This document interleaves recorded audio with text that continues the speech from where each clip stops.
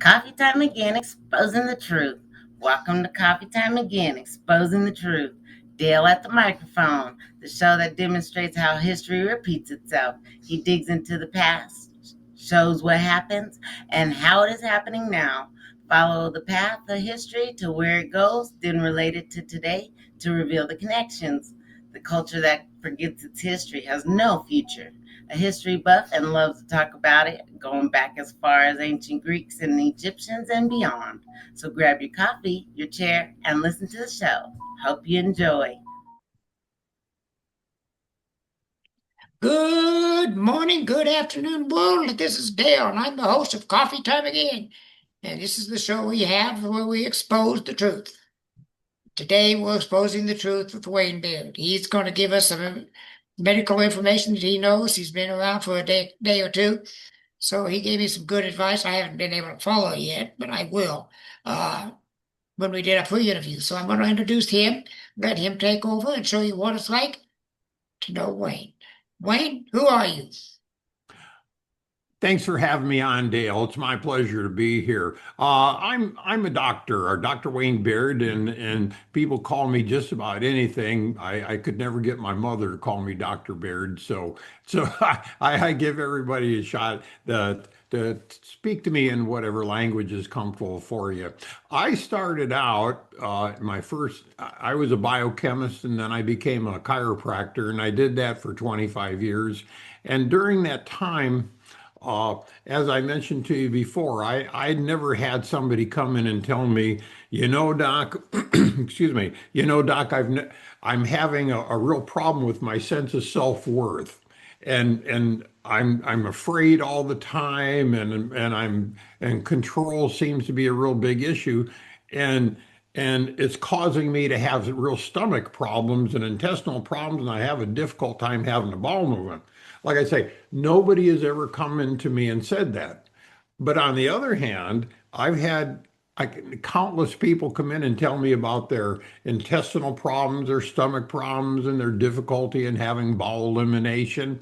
And when we drill down into it far enough, lo and behold, we discover that they might be having problems with self-worth. They might be having problems with being afraid all of the time.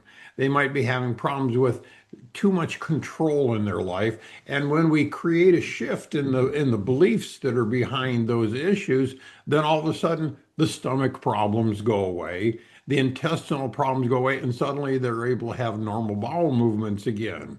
And that's a coming to that realization lets me know that there's a lot more going on than pills and adjustments and so forth, that sometimes we have to look into what the mind's contribution is to a problem. And so I expanded my practice, and I have a cute name for it because I couldn't come up with anything better. I call it whole being integration, creating a state of homeostasis for the whole being. And sometimes it's in the chemistry. Sometimes it's how people move. Sometimes it's in the mind. Sometimes it's even a spiritual conflict that people have. But being open to being able to look at any of the parts of the being and bring them back into a state of balance, that's kind of what I do. And so it's a little bit different than the traditional chiropractic model or the traditional medical model or even the naturopathic model, but it's sort of what I do. Okay, so you're a doctor of chiropractic and an MD? I'm not an MD, No, you're just a chiropractic. just Okay. Not just because I had a chiropractor, doctor of chiropractic in California that was just kind of sort of like you, Wayne. She sat there and talked to me whole lot before she started moving, doing the bone cracking stuff, and talking to me about and praying for me and stuff. And one day she talked me into going to a church meeting with her, so I did. And I've been an Episcopalian ever since. I don't have as many problems, and now I'm in hospice, and they took away all my meds, or almost all of my meds, and I feel great. I've had no side effects from not having the meds, except for this darn cold I got. But I feel, things are going around rather well without all those silly meds that I was taking. Yeah, and you're a perfect example of how people can come to a state of physiological improvement by going to something that actually contributes to your spiritual well-being. Yes. Amber did. She is, I shouldn't say was, is. She's just an incredible woman. As it turned out, her father was the priest at the church she went to. She had an in. Yeah, she had a line, direct line. So, but yeah, and I've been an Episcopalian since I went in there and went to that healing session that they had. Yeah, and so you're a perfect example of um, how everything is connected together. And sometimes you can get benefit in one area of your life by coming in through an area that seems to be totally disconnected from it. Mhm. Yeah, I've still got a long ways to go. I've got to attempt to do that stuff that you gave me, which I haven't had a chance to do yet. Just been too busy. Because Tell I'm me going about on. that. I got you to do today. I've got another one at 7 o'clock tonight to do, and then I got one on the 9th. That's it till September. I'm taking a hiatus. Oh, okay. Just I've got a book to write. I want to work on that. I can't get to it. I'm trying to write my autobiography. Okay. So I want to get started back on that. I've been able to work on it in a couple of months because I just haven't felt like it. And that's it. Now I want to do it. And it's important that you do that. I'll tell you a short aside story. I met a doctor um, at a conference uh, in Omaha, Nebraska. And this guy was absolutely amazing that he lived in Springfield, Missouri. He was a chiropractor. And he had taken hundreds of different men that had Agent Orange poisoning from the war in Vietnam, and Mhm. he totally detoxified them. He also had a technique he called skin melding. Are you familiar with what a brown recluse spider is? Yes, I am. Yeah, if you get bitten by a brown recluse, they can leave a pockmark hole in you the size of a golf ball if Yeah. if they don't kill you. And in every health clinic within 100-mile circle of where he was, there was a sign: if anybody gets bitten by brown recluse, call this doctor immediately. And he would do this thing like a magic trick or something on the skin, and the skin would come together and the giant hole would disappear. And it looked like a magic trick, but it really worked. And he had a whole bunch of these absolutely amazing things. And he never shared it with anybody. I got him together and I was picking his brain one day at the conference, and he's telling me, and I said, is there any chance that you would let me come and spend some time with you in the summer? He says, well, I'd be glad to, because nobody ever asked me about this, and I never share it, and he's never written a book. And I'm not trying to be funny, but he had the bad taste of dying before I got a chance to go and visit with him. And so I use that story as a staging for telling you what I'm going to say.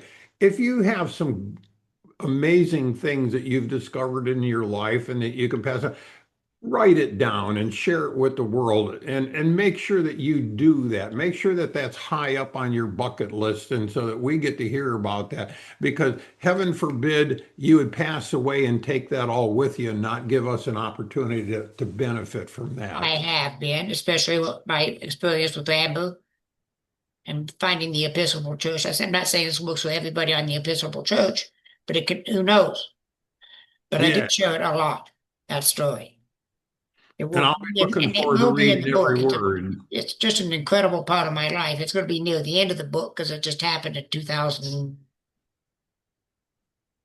I think it was 2008, when I found the Episcopal. So long in there, I'm not sure of the dates. That's one of my major malfunctions is I don't remember dates too well. Join the club.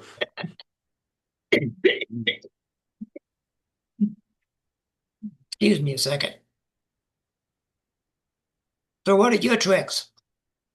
So what now? What is it you want to share that you haven't shared?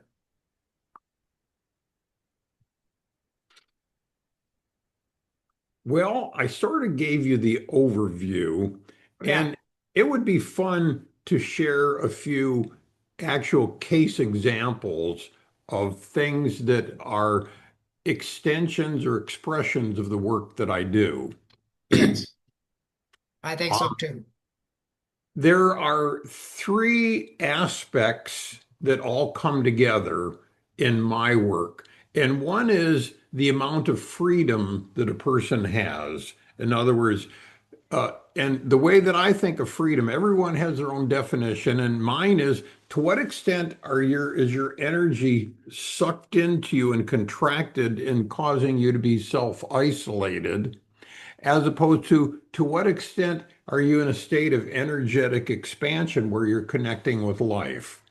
I know that sounds a little abstract, but I think most people get it. It's not too much different than when a turtle's head is out compared to when he pulls it in his shell. You Yeah, you get the idea that when you feel safe and loved and relevant, then you're expanded and connecting with life. So we have this idea of freedom, and then we also have the idea of what we believe. What we believe determines how free we are or how unfree we are. For example, if I believe that the world is a dangerous place, I'm going to have a tendency of staying contracted most of the time because I know that there's danger around every corner. But if I believe the world is a pretty safe place, then I'm going to be kind of expanded out. I may run into dangers, but I'm not going to spend all my time like this imagining them. yeah, I'm going to meet the world with my eyes open and with my heart out. And if something comes up, I can withdraw and protect myself against it. But for the most part, I'm going to be expanded. The other thing is called stress. The degree to which we're in a state of contracted self-isolation is a measurement of the amount of stress that we have. And let me give you the long word. It's called sympathetic stress.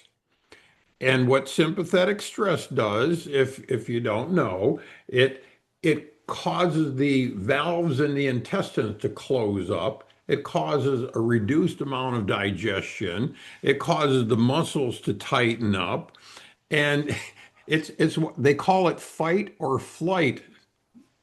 You've heard the term before. And so both of them. And the amount of stress that you have in your life is immediately related to the lack of freedom that you have. The more freedom that you have, the less stress you have. The less freedom you have, the more stress you have. And it's all hinged on what you believe. So let me talk about a belief so that you can get an appreciation for how my work goes. There is a young gentleman. He was oh goodness, he was I guess he was 8 to 10 years old, somewhere in there, and he went to his mom and he goes, "Hey, mommy, what's going on? Hi, mommy." And his mommy goes, "Uh, I'm not going to say his name or anything, but she said, "Oh, I'll just call him son." She goes, "Oh, son, can't you see your grandmother is dying, and I need to give my attention to her. Can you go and play, son?" And so he did. He went and played for almost 6 years. That's how long it took for grandma to kick the bucket. And after she died, within 6 months, he came down with leukemia. Wow, amazing. So, what did he learn from Mama when he went and said, "Hey, Mama, Mama," and she said, "Not now, go play"? He learned that if I'm doing really well and everything's hunky-dory, then I don't get any love from Mom. If, on the other hand, I'm having a problem, then I've got Mom's undivided attention, just like Grandma when Grandma was dying. And so after she died, like I say, within 6 months, he got leukemia, and it got so bad, it got to the point where he was almost dead. This took a few years of slowly going downhill. And so the mother went to over to Europe on a respite because he was about to die and she needed a little bit of mental time out first. And so her mother's a devout Christian and regarded someone like me as a witch doctor and didn't want me anywhere near her kid. Yeah. But once she left town, another lady brought me into Kaiser Hospital to see the young man. And I couldn't get a sense of, there's something that didn't make sense because leukemia didn't run in his family or anything like that. So he didn't seem to be genetically predisposed to this here.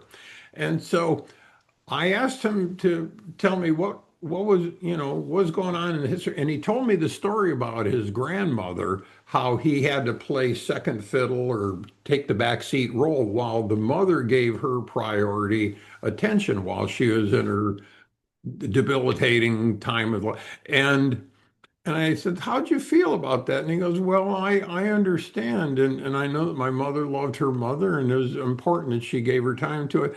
And I just had this crazy idea. Let's imagine a belief scale. Now we're getting into the beliefs. We're going to have two extremes on this belief, and I want to see where you resonate on this. At one extreme is a belief that says, I believe that I get the greatest amount of love and attention and respect when I'm at my physical and mental worst. Okay.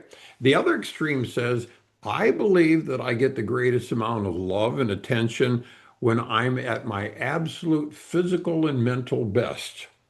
Where do you suppose he measured on that scale? Yeah. Exactly.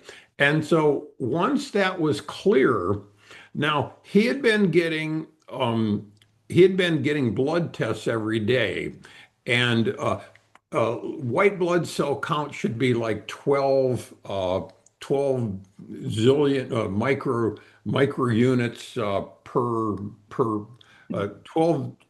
12 cells per microliter, something like that. And his was like around 78, which means it was high into the leukemia area. Yeah. Leukemia means an overabundance of white blood cells. Right. And so he uh, when I realized that, because I measured him and he was down around zero, meaning that his whole belief was that he's going to get the most bang for the buck out of mom, the sicker he is, and he was actually willing to give his life to get that much love from her. And I know that that sounds sad, but if you really scratch your mind, you can think of others that have done the same thing. Yeah. I can think of two And off the top of my head. And so we did a treatment on him where we created a belief shift in him. And I don't think we have quite enough time in our session together today to explain all the ins and outs of it. It's somewhere between hypnosis. What happened here?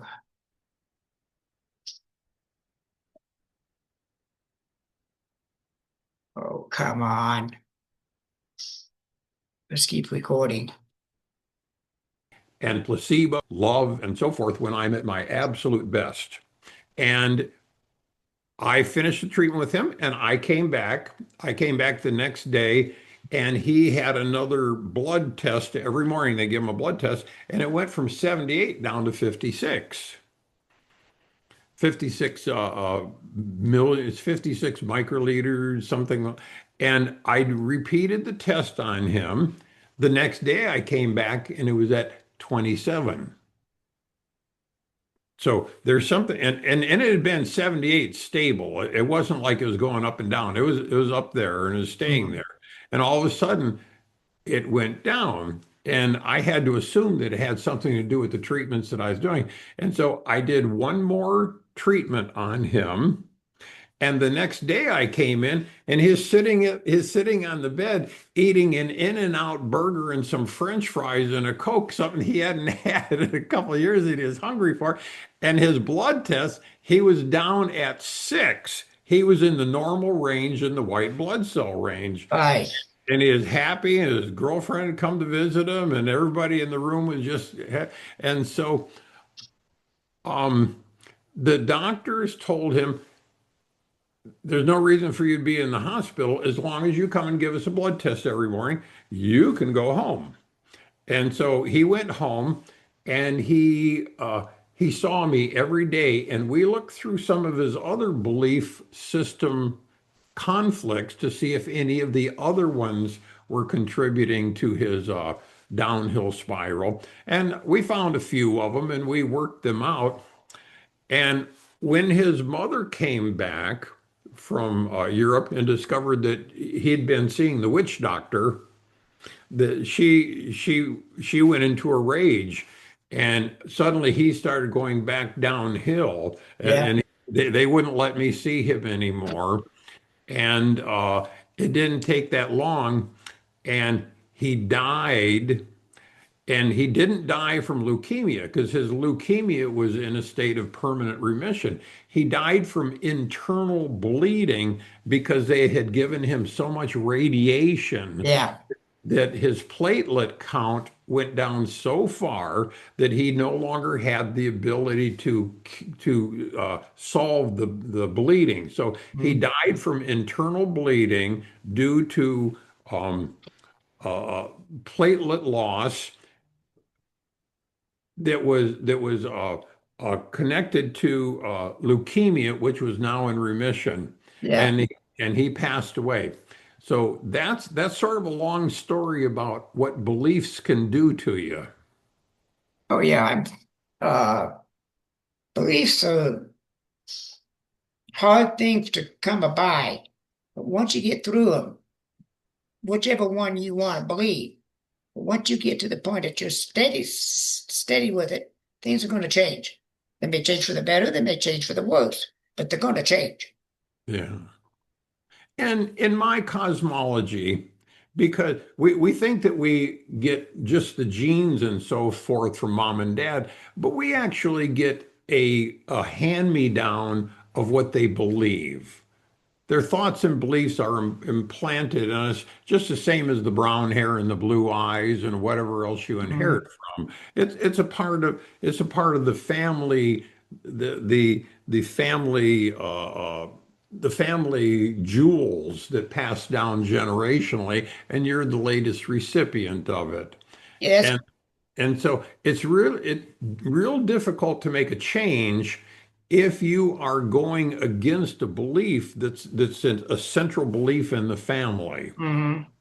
It You is. under- And so there's a need to be able to create a change that incorporates the past history of the family. And that's a whole nother story. Yeah, you get all these things from your parents, like addictions, and it's multi-generational. It's not part of the genes. It's just one of those things that you get. Parents, it's my understanding now. I have been doing a whole lot of research over the last 15 years since I retired, but, well, it's been longer than that, but, mothers pass it to daughters and sons, fathers pass it to sons, the disease of addiction. So we also inherit different diseases if we're from our parents, both sides, that have to be dealt with. And a lot of them can be dealt with without medical intervention. Yeah. I know that because I'm an addictions counselor. It's a 24 it years as an becomes addiction, working with addicts, and that's the main thing I found. They didn't need medical attention to get recovery. Addictions are a real tough nut to crack because having an unexplainable attraction to something that's unhealthy for us, it seems to mystify us. And Mm. yet we have that all the time, having an unexplainable attraction to something that's not healthy for us. It can be a chemical thing or it can be a physical thing, like an obsessive compulsive disorder to do different Wash your things. hands. And it can also be an obsession with a particular belief that's very unhealthy for us. That's right.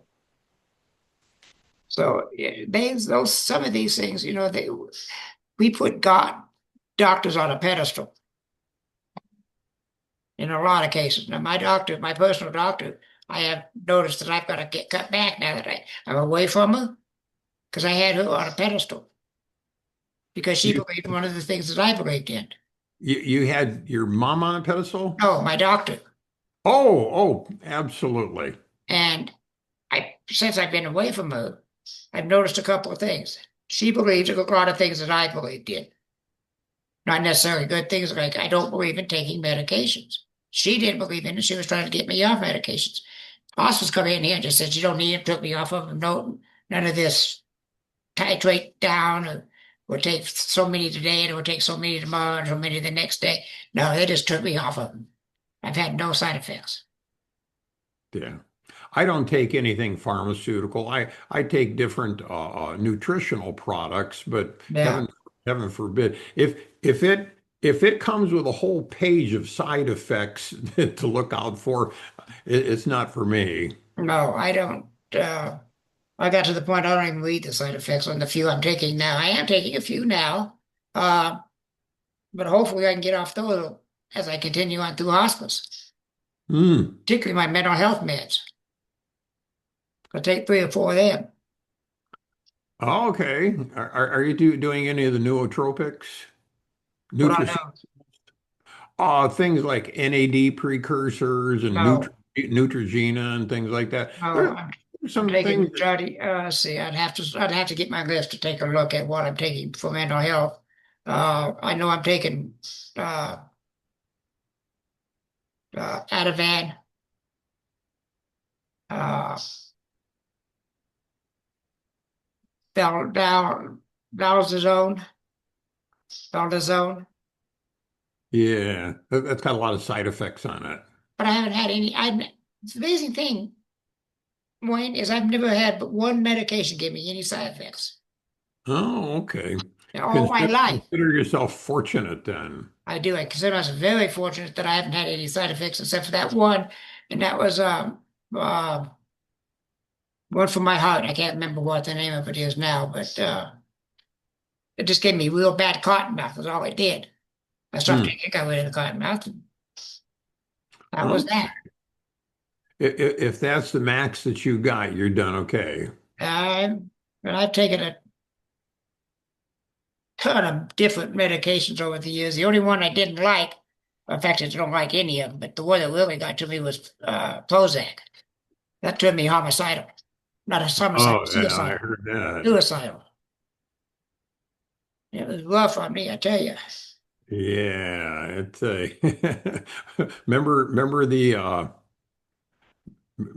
the Edgar Allan Poe poem called The Raven? Yeah. Oh, yeah. It's one of my favorite poems. And they use a term in there called nepenthe. Yeah. And nepenthe was the Prozac equivalent back in his days. Oh, okay. It was something that they would give to people if they got a little too excited and a little bit too. They use it for everything. If you're depressed, if you're too manic, too depressed, too out there, here comes the nepenthe and it's just a dummy dust. It just knockout stuff. Yeah, it's kind of like in the Old West, they were giving them uh, a heroin type drug, Librium, they call it, I believe. Oh yeah. Well, Librium's All it actually was a more heroin. modern one. It's Yeah. just heroin, that's all it was.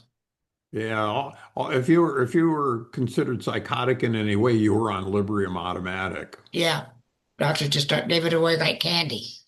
But they don't use the word psychotic anymore. No, It's MPD now, it's multiple personality disorder, there's and no longer MPD. oh, that it's evolved from there. Yeah, the DSM-5 has it as what is it? I've heard it several times. I can't remember, but it's not MPD. It's oh, I can't remember what it is, Wayne. It's something different than multiple personality disorder. Although the symptoms and everything listed are exactly the same as they had in the DSM-4, now it's in the DSM-5 and it's called something else with the same symptoms. Yeah, it almost reminds me of the we used to have the the oh what was it is the where a lot of people were getting in the car together and traveling going somewhere.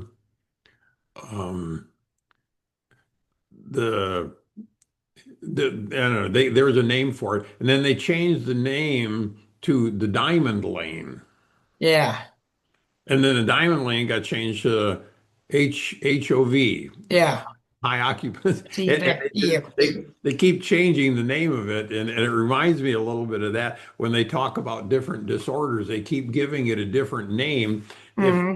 the name starts sounding a little too harsh, like they used to call it hysterical. Yeah, And hysterical evolved to becoming histrionic, right.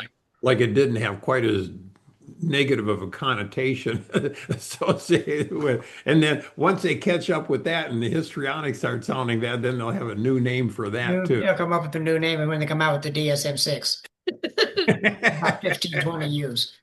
Well, as I mentioned to you before, I probably won't be around in a couple hundred years. No, I won't be You, either. you never know, but it depends on how quickly AI comes to some new solutions. But um, if a couple hundred years from now, if healthcare is still revolving around pharmaceutical intervention solely, I'm going to roll over in my grave. I'm Yeah, I'm going to be really unhappy in the afterlife. I have a relative, she's my aunt, who does not believe, she believes in big pharma is, got this, just creating diseases, but they can create a pill to treat the disease that they created. Hmm. And other things that she believes in about big pharma being they're not if they've got the answer to the disease, they could cure the disease, but they'd rather treat it than cure it. Because if they treat it, they can keep getting selling pills. If they cure it, they can't sell any more pills. Anyway, that's her belief. Exactly. The short phrase for that is that a cured patient is income lost. Right. That's what she believes about big pharma Yeah. and some of the other big corporations. Yeah. It's a to just be on perpetual treatment is a it's like auto payment. Yeah, It's just the money just comes in every month. And I guess that's probably the reason why not I'm not a mega millionaire. Because if it takes more than a few times to get somebody straightened out, I don't consider it a success in my interaction with them. hmm, I make the assumption that I don't really have the answer because yeah, I I know that there's some treatments that require perpetual movement in, but I don't want to be that kind of doctor. yeah. And there for a while, I was seeing my primary doctor once a week. I had to go see her every week, every Friday at 10 o'clock in the morning. Yeah. And excuse me. And unfortunately, there's a lot of people in the profession that I'm leaving happily that believe in three times a week for three lifetimes. That's a sort of we say it as a joke, but there's really nothing funny about it. No, there isn't because, well, I seen Amber as a patient of hers for once a month or no, it was every other week. Uh, And that wasn't because she wanted the bone cracker. She wanted the interaction to talk to me and pray for me and help me that way, help my mhm. physical, not through, she did the chiropractic stuff too, because I had bad back, but she also did the mental stuff, worked Yeah. on my brain with the softness, the gentleness of going to church and what goes on, how it's going to help me, how it can help me, what can I do now that even though I believe in God, I wasn't going to church. She, and she just kept talking to me about it. And I just said one day, I said, okay, Amber, I'll go. You know, Heaven forbid you might discover that the divine spirit exists in other places other than that building. oh, I know it does. I can look outside and see God every day, just look at the tree. Yeah. I mean, We have oh yeah, we sat the other day and we something I haven't done in probably 15 years. We sat and smoked a cigar. And yeah, I just enjoyed it so much. And we sat back on the chairs and talk to the trees, Mhm. talk to the birds, and just melted into the world around us, and what a great time it Yeah, I was. bet it was. I have not done that. However, I'm very aware that spirituality and religion are two different things. Say that one more time. Spirituality and religion are two different things.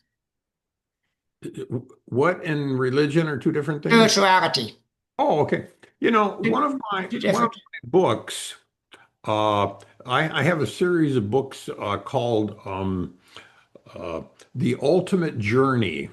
It's a seeker's guide to personal freedom. And Hmm. and each one of the workbooks is in a different category. And one of them is in a category called um, the the uh, the quest to find the quest for peace in the war between spirit and religion. Oh yeah.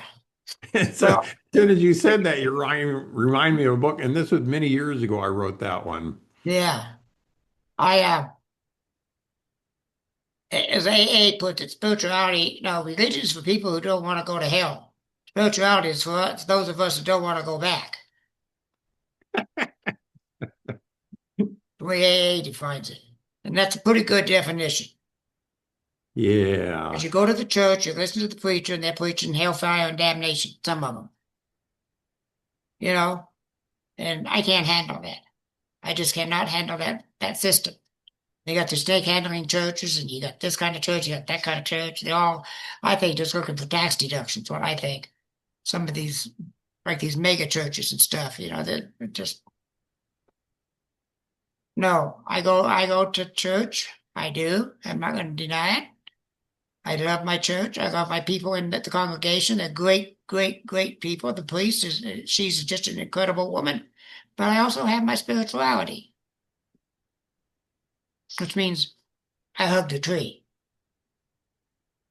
I talk to Yeah, the trees. I talk to the flowers myself, just exactly. taking a walk around the buildings around here. There's all kinds of trees and flowers and stuff.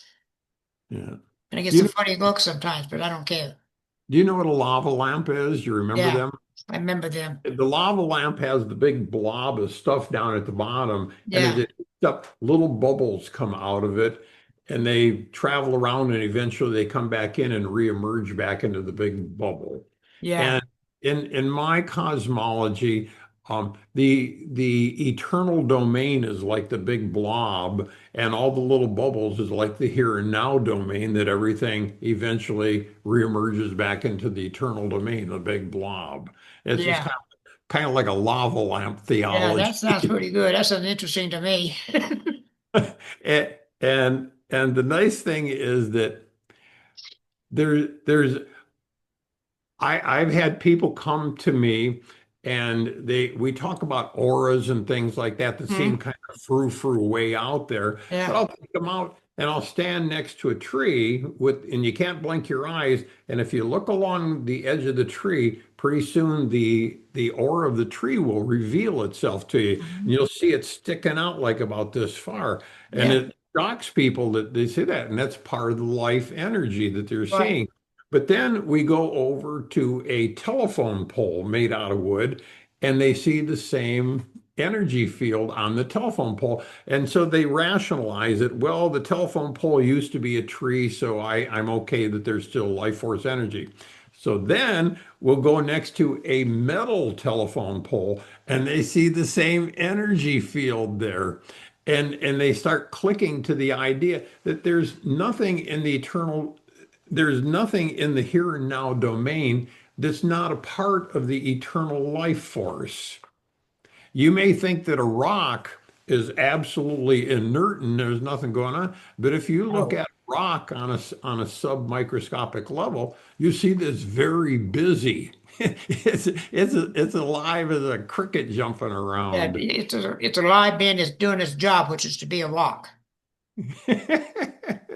So anyhow, these being able to reconcile spirit and religion, it's quite a piece of work because It the is. because religion has too many has too much an agenda that they want to have. And a Right. big part of, I hate to say it, but a big part of the agenda is like the medical field or anything else. It's about the money. I agree. I totally A lot of agree. head count and money. I've never been to a church where they didn't pass the hat. Me either. Me either. And I've been to lots of churches over the decades. And yet when I was in communion with the trees the other day, they didn't hold a hat out for me. Well, the tree messed up. They Ah, missed they missed a golden opportunity. yeah. So these are little things that you have to reconcile. My goal in life is to make my my biggest wish come true.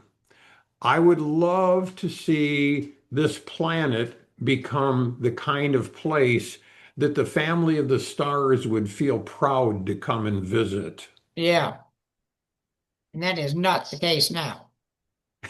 No, it's got that big circle with the red X Yeah. across. Yeah. It's an invisible Trying thing. to stay away from that place is dangerous. And it is. And But there are belief improvements that people can go through. mhm, Like the biggest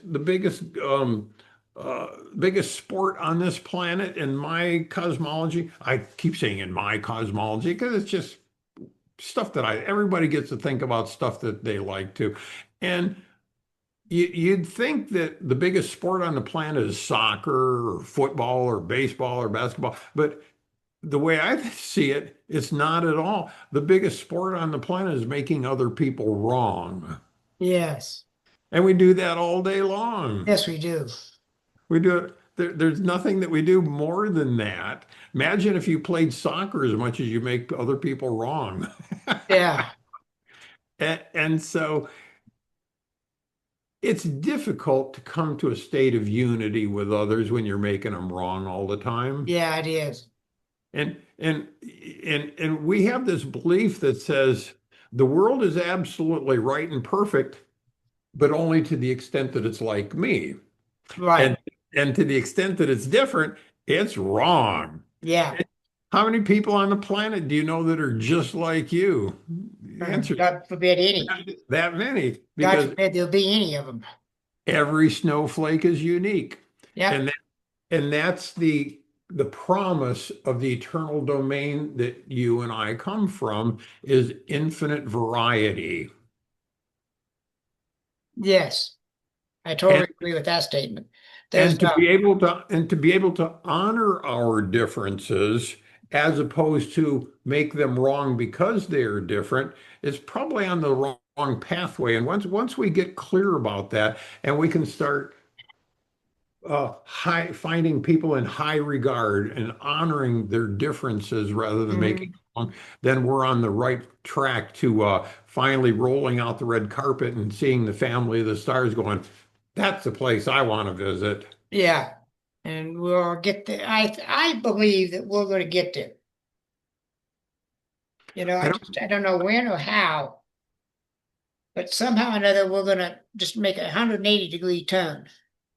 well, if you can create the vision and imagine it there, you do the same thing as they do in industry. You turn around and reverse engineer it. Yeah. What do we have to do right now in order to get to that place? Right. So I fully believe that, and I have for years. There for years I believed that we were going to have a war, a race war is what I was thinking back in the 60s.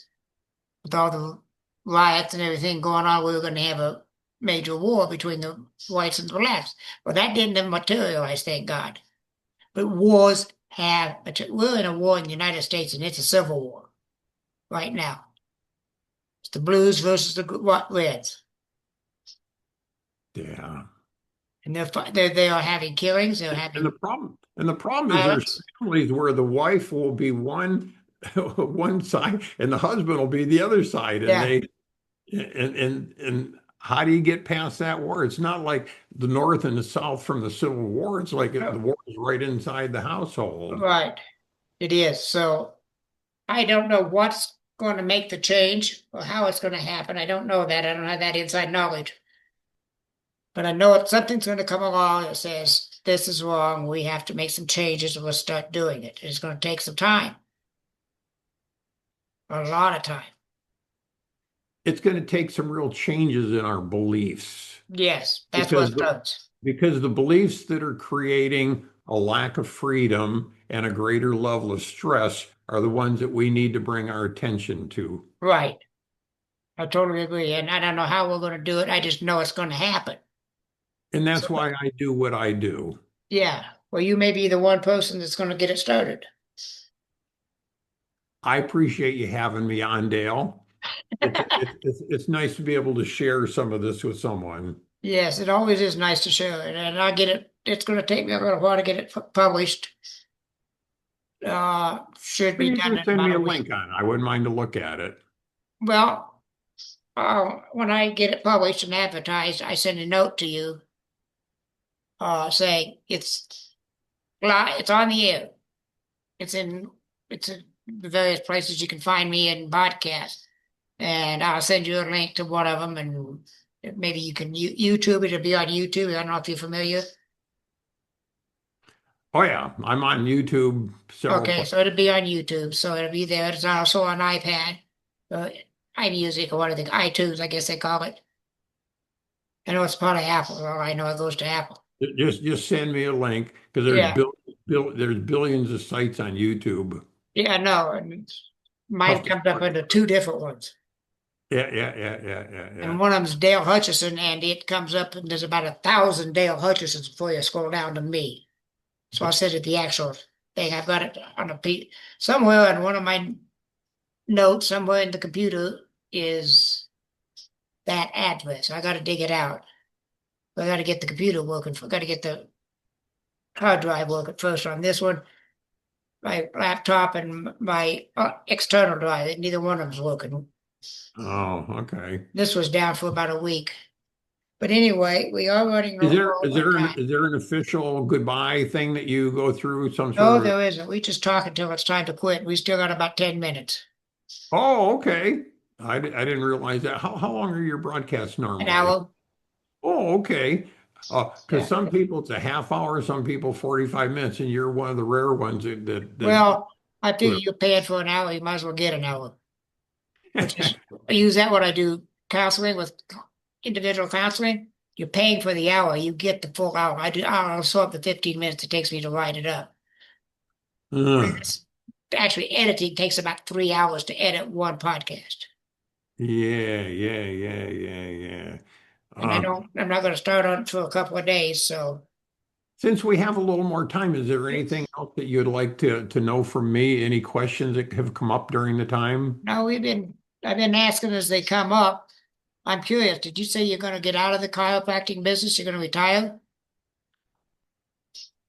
Yes, I am. And I don't have any real disrespect for the chiropractic industry, only that um, if you are in so many of the healthcare fields, they perceive what they do as being the central core of all healthcare. Yeah. And the I wrote a funny post um, for LinkedIn the other day, and it was a takeoff on if the only tool you have is a hammer, then all problems look like nails. Hmm. Heard that before. Yeah, And yeah. it was called "If the only tool you have is a scalpel."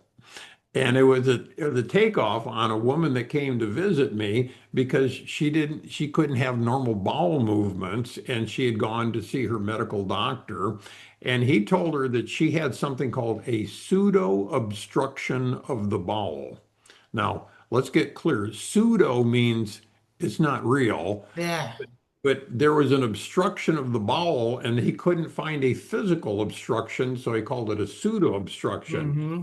And so, because she had the pseudo obstruction of the bowel, he was fairly certain that the obstruction was someplace in the descending colon. And he recommended that she have a small portion, a few inches cut out of her descending colon.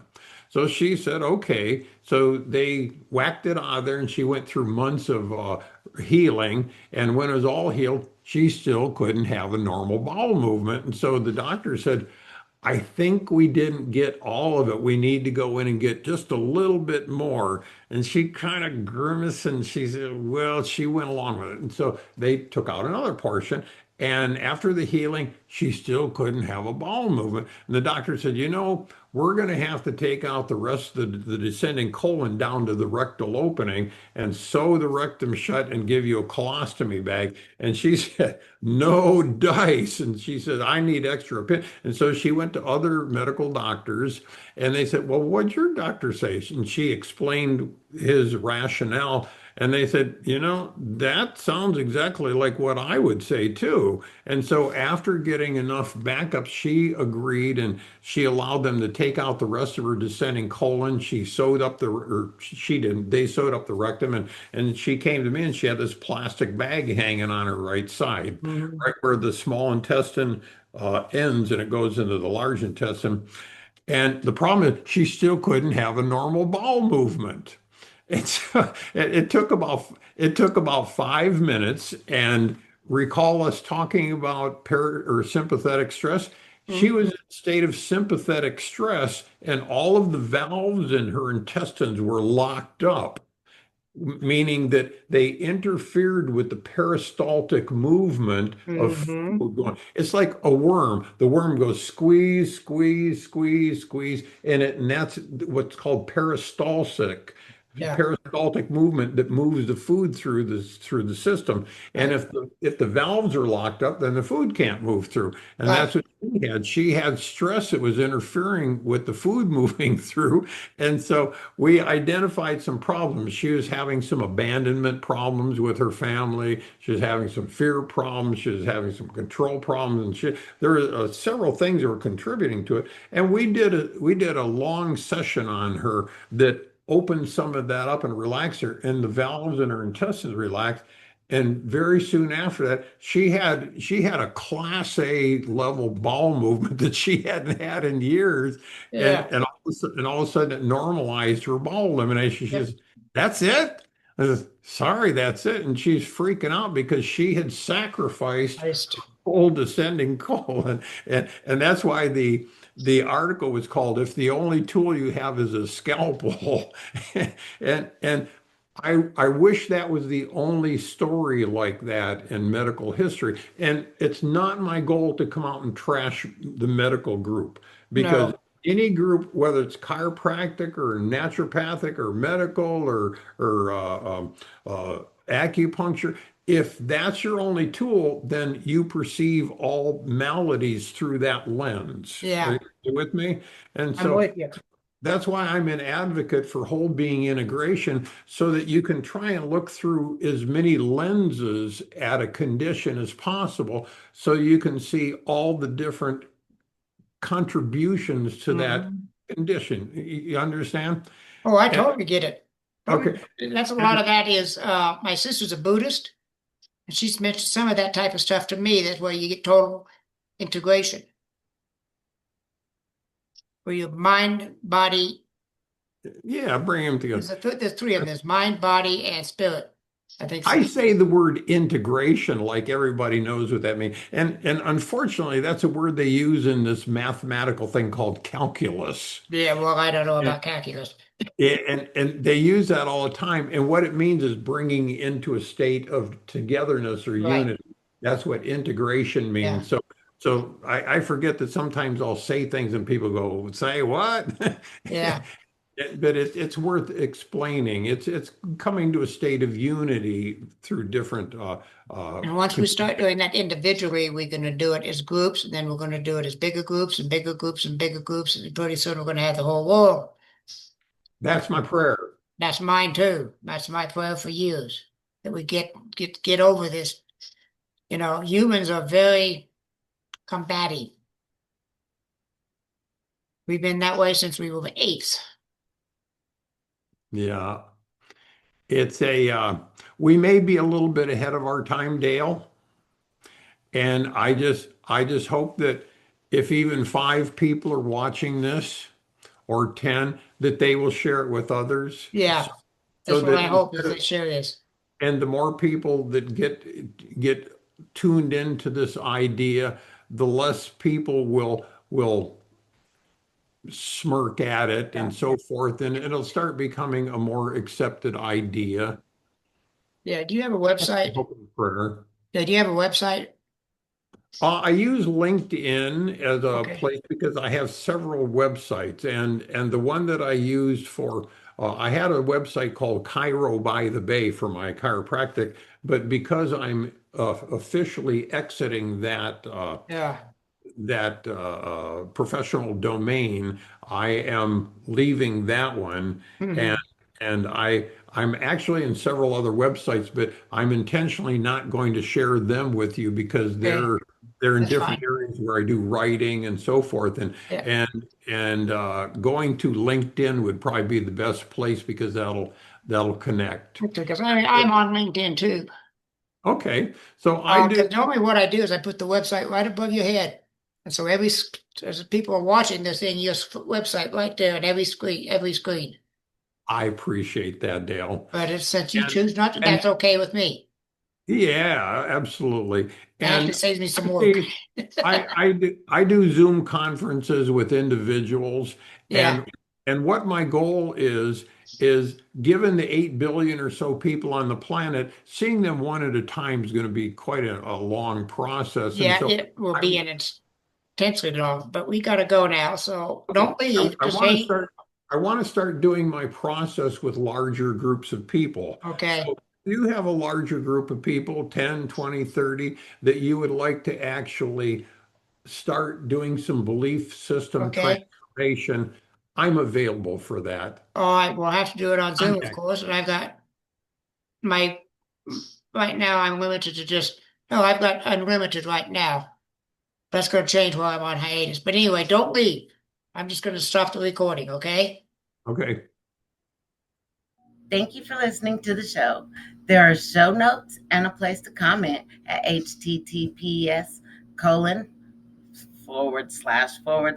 coffee time again.libsyn.com/ website.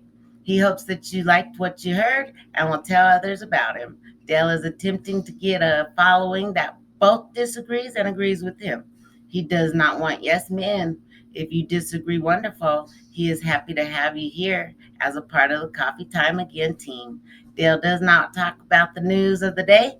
He is attempting to give a history lesson that is just as important about what is going on in the headlines of today. Please do not hesitate to contact him. Just remember that Dale wants a clean show, meaning no cussing, name calling, yelling, or hate allowed. You can disagree with him and not be disagreeable about it. Support him and help keep this alive. https:// glow.fm / coffee time again.